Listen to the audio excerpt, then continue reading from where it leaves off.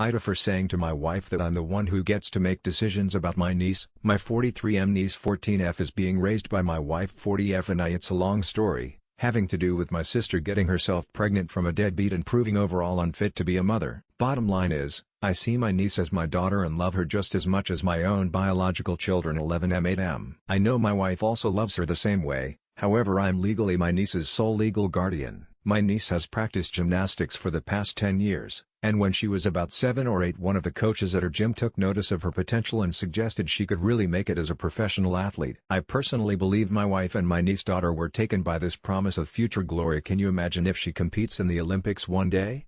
My wife said, I was always very cautious because I do realize the shots are slim. I also knew that could cost us a lot of money going forward.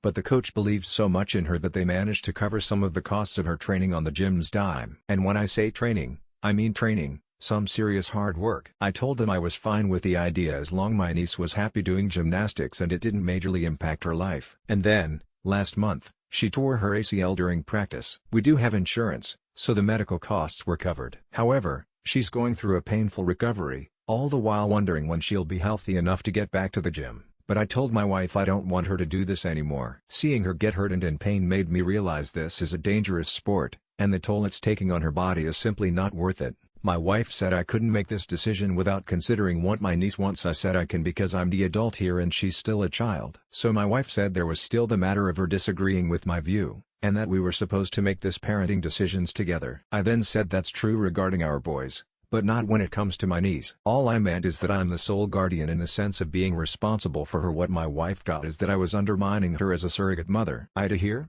Added some additional information. To be clear, I still haven't talked to my niece about this. I shared with my wife that, given the severity of her injury, I didn't want her training anymore. This discussion was between my wife and I, it didn't involve our girl so far.